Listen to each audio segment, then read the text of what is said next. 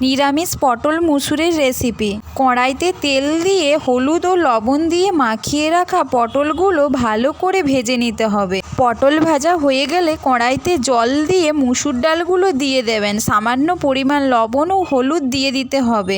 এর মধ্যে ডুমো ডুমো করে কেটে রাখা আলুগুলো দিয়ে দেবেন। তারপরে ভালো করে সিদ্ধ করে নিতে হবে।